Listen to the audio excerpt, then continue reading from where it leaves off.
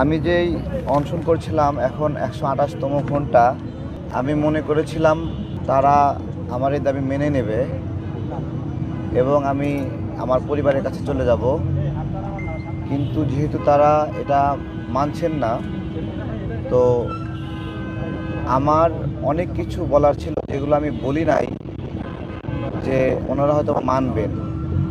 আজকে দুটা স্মৃতিচারণ করব। একদিন নিবন্ধনের কাজে আমি আনোয়ারুল ইসলাম সাহেবের রুমে গিয়েছিলাম। তিনি আমাকে বলছেন, তারেক ভাই, আপনাদের যদি 25% তথ্য সঠিক পেতাম তাহলে আপনাকে আমরা ভালোবাসি, আমরা আপনাকে নিবন্ধন দিয়ে দিতাম। তো আমাদের ওনারা 22টি জেলার মধ্যে 20টি সঠিক পেয়েছে, 2টি সঠিক পায়নি বলছে তাদের দেওয়া চিঠি, এবং আরও ব্যাংক ডিটেলস সহ আরও বিভিন্ন তথ্য যেগুলো বলছিল সেগুলোরও আমরা সঠিকতা দেখিয়েছি। অর্থাৎ আমাদের বিভিন্ন তথ্যগত সঠিকতা ধরেন 80%-এর উপরে। এবার আসেন উপজেলার ক্ষেত্রে, তারা প্রথমে পেয়েছিল 3টি উপজেলা, পরবর্তীতে 82টি তারা তদন্ত করে, সেগুলোর কোনো রিপোর্ট আমাদেরকে দেখায়নি, এবং তদন্ত স্থগিত করে আবার 66টি তদন্ত করে, বাকিগুলোতে যায়নি, এবং না গিয়ে তারা নেগেটিভ রিপোর্ট পাঠিয়েছে। এবার আসি আমার এই কমিশনকে প্রশ্ন, আপনার অফিসাররা প্রথমে 3টি উপজেলা খুঁজে পেয়েছিল, তারা পরবর্তীতে কেন 82টিতে গেল, সেটা কেন স্থগিত হলো, এবং পরবর্তীতে সচিবরা আবার 66টিতে গেল কেন, 100টিতে গেল না কেন?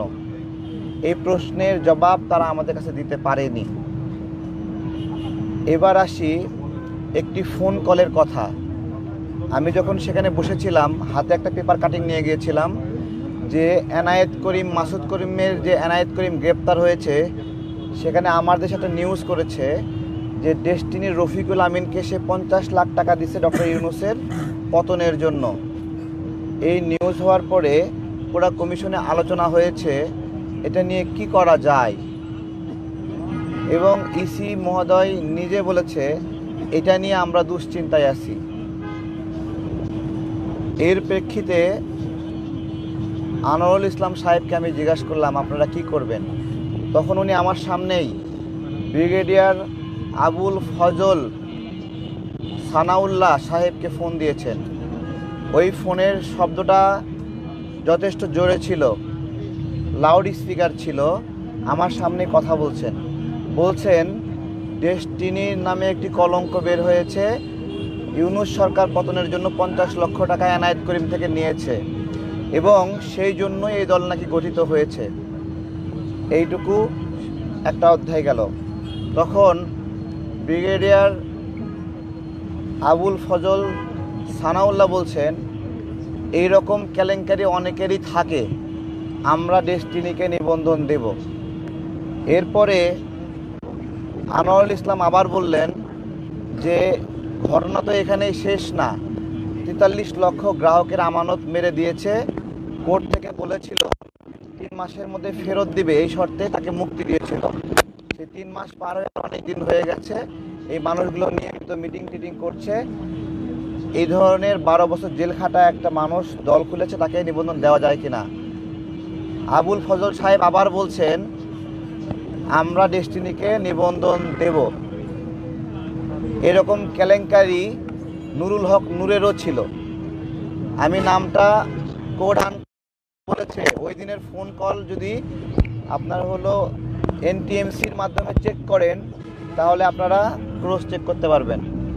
আনোয়ারুল ইসলাম সাহেব এবং সানাউল্লাহ সাহেবের কথোপকথনে সে এভাবে বলেছে, ওই রকম কেলেঙ্কারি নূর সহ আরও অনেকেরই ছিল, তারা নিবন্ধন পাইছে, রফিকুল আমিন পেলে সমস্যা কোথায়? আমার এই সব কিছু মিলিয়ে মনে হয়েছে যে আবুল ফজল সাহেব ডেস্টিনির রফিকুল আমিন দ্বারা অনেক বেশি হাইলি মোটিভেটেড, তাকে যে কোনো মূল্যে সে নিবন্ধন দিতেই চায়। এবং আমাকে গতকালকে একজন সচিব পর্যায়ের ব্যক্তি ফোন করে বলেছে যে আপনি দয়া করে মিটিং করে এই বিষয়টা 2 কোটি টাকায় বন্দোবস্ত করেছে। ক্রস চেকের জন্য আমি অনুরোধ করছি হোটেল শেরাটনের সেই সিসিটিভি ফুটেজ নেওয়ার জন্য। সামগ্রিকভাবে এই ঘটনা যদি সত্যি হয় তাহলে আবুল ফজল সানাউল্লাহ সাহেবের বিচার চাই এবং তার পদত্যাগ চাই। এক গেল। এরপরে আসি আরেকটি ঘটনা। আমি দেখাতে যাচ্ছি যে কোথায় আসলে আমরা আটকে আছি। আমজনতা দল নামে দল আমরা খুলেছি অনেক আগে, গণ অধিকার পরিষদের একাংশ ছিল, কিন্তু হঠাৎ করে রফিকুল আমিন আমজনতার সঙ্গে আমিনের আমজনতা লিখে একটা দল খুলল এবং আমরা চাপাচাপি করার পরে সে আমজনগণ খুলল। এখানে একটা ঘটনা এরকম আছে যে আমজনগণকে নিবন্ধন দিয়ে আমজনতার দল যে ফালতু, বিচ্ছিন্ন, বিলুপ্তযোগ্য নিবন্ধন দেওয়া হয়েছে যাতে করে আমরা বিলুপ্ত হয়ে যাই। এরপরে আসেন আরেকটি স্মৃতিচারণ। সংস্কার কমিশনে আমি হাঁটছিলাম, আমির তাহের সাহেব আমাকে ডাকলেন, ডেকে বললেন, আমি কথাটা একইভাবে বলছি, আমাকে ডেকে বললেন যে একটা দলের নিবন্ধন পাওয়া কি এতই সহজ? আমরা আওয়ামী লীগের সময়ে একটা দলের নিবন্ধন নিয়েছি, পাল্লা মার্কা করতে পারবেন না বলে ওনাদের নাকি একটা সেটআপ প্রস্তাব করলেন যে তিনি আমাকে সহযোগিতা করতে চান। কিভাবে সহযোগিতা করবেন? ওনাদের সেই অফিসগুলোকে আমাদের অফিস হিসেবে দেখিয়ে তদন্ত কাজে আমাদেরকে সহযোগিতা করবেন এবং এতে করে আমরা নিবন্ধন পেয়ে যাব। এবং তিনি আরও বলেছেন তিনি নাকি এইভাবে লেবার পার্টিকে হেল্প করেছেন নিবন্ধন পাওয়ার ক্ষেত্রে। কে বলেছেন এটা? নায়েবে আমির তাহের ভাই। আমি বলেছি যে বেসিক্যালি নায়েবে আমির তাহের ভাই রাজনৈতিকভাবে আমাদের দলটাকে তার সঙ্গে নিতে চান, সেই কারণে নিবন্ধন কাজে হেল্প করতে চান। কিন্তু আমি বলেছি আমার সকল জেলায় এবং উপজেলায় আমার যথেষ্ট ফিটনেস আছে, আমি আপনাদের সঙ্গে জোটবদ্ধ হব না এবং আমার যে ফিটনেস আছে সেটা দিয়ে আমি দেখাতে চাই। আমি তাকে রিফিউজ করি সেখান থেকে। এবং আমরা আমাদের নিজস্ব শক্তি ও সক্ষমতা দিয়ে আমরা সারা দেশে আমাদের উপজেলা অফিসগুলো প্রস্তুত করতে থাকি। এরপরে যেটা হলো, মাত্র 3টা উপজেলায় আমাদের রিপোর্ট আসলো যে পজিটিভ, বাকি সমস্ত উপজেলা থেকে আসলো আমাদের কোনো অফিস নাই, কমিটি নাই, সমর্থক নাই। আমার প্রশ্ন হলো, তাদেরকে যে তথ্য দিয়েছি 108টি উপজেলার কমিটি, তাই নয়, তাদেরকে যে তথ্যগুলো দিয়েছি সেখানে ধরুন 200 সমর্থকের ক্ষেত্রে কিন্তু সমর্থক এনসিপিতে চলে যেতে পারে, যায়, বিএনপির লোক জামাতে যায়। এই জায়গায় আমরা পারফেক্ট না, ছোট একটা দল, আমাদের যোগ্যতা 100% না, তো আমাদের সমর্থকের সমস্যা থাকতে পারে, অথবা অফিসটা কোনো একজন ব্যক্তির বাসায় আমরা নিয়েছি, অথবা কোনো একটা দোকানের পাশাপাশি আমরা সাবলেট নিয়েছি। বিষয় হয়তো সেখানে আমরা আমাদের সীমিত পরিসরে রাজনৈতিক কর্মকাণ্ড করি এবং আমরা একটা নতুন দল। এই সক্ষমতাগুলো নিয়ে আমরা প্রথম ধাপে প্রায় 4.5 থেকে 5 লক্ষ টাকা শুধুমাত্র আমাদের অফিসের ভাড়ায় দিয়েছি। আমরা যদি অফিসের ভাড়া দেই, যদি অফিস ভাড়ার রিসিট থাকে, সেগুলো দেখে কি তাদের আশ্বস্ত হওয়ার কথা নয়? তারা কি আমাদেরকে বাদ দেওয়ার প্রক্রিয়ায় নিযুক্ত যে আমরা কিভাবে নিবন্ধন পাই তারা দেখে নেবে, নাকি আমাদের সামাজিকরণ করা, আমাদেরকে অন্তর্ভুক্ত করা বাংলাদেশের রাজনীতিতে, সেই প্রক্রিয়ায় যুক্ত থাকার কথা ছিল? আজকে এখানে এই ইসি সাহেব, নাসির সাহেব বসে আছেন। নাসির সাহেব গণ অভ্যুত্থানের মধ্যে আমাদের ভূমিকা জানেন না। আমি ওনাকে বলবো, আপনি কি বাংলাদেশের নাগরিক? বাংলাদেশের প্রত্যেকটি নাগরিক, যেদিন আমি রামপুরায় বিজিবির গাড়ি দখল করে তাদেরকে সারেন্ডার করেছিলাম, সারা বাংলাদেশের মানুষ সেটা দেখে অনুপ্রাণিত হয়েছিল। 13টি জেলায় বিজিবি আত্মসমর্পণ করেছিল এবং এই রামপুরায় এই ঘটনার কারণে সারা বাংলাদেশে আন্দোলন বন্ধ হয়ে যাওয়া, আন্দোলন নতুন করে শুরু হলো। তারপরে একটু দাঁড়ান, তারপর আমাকে গ্রেপ্তার করলো, আমি গুলিবিদ্ধ হলাম। সারা বাংলাদেশের টাইম লাইনে তারেক, মেট্রো রেল, বিটিভি, সেতু ভবন আগুন দেওয়ার সঙ্গে জড়িত বলে নিউজ হলো, কিন্তু এই ইসিরা আমাদেরকে চেনে না। তাহলে তারা কি গণ অভ্যুত্থানের পক্ষে শক্তি ছিল, যে এই বিষয়ে একেবারেই বেখবর ছিল? 2 দিন আগে রিপাবলিকান পার্টি নামে একটা দলকে নিবন্ধন দিয়েছে, হৃদয় ভাইয়ের দল। উনি শুধু নিবন্ধন নেওয়ার জন্য গত মাসে একটা অফিস ভাড়া নিয়েছেন, শুধুমাত্র নিবন্ধন। আমি ওনার নিবন্ধন দেওয়ার কোনো বিরোধিতা করছি না। আমি মনে করি বাংলাদেশের প্রত্যেকটি রাজনৈতিক প্রক্রিয়া ছোট হলেও নিবন্ধিত হয়ে বিকশিত হওয়ার সুযোগ পাক।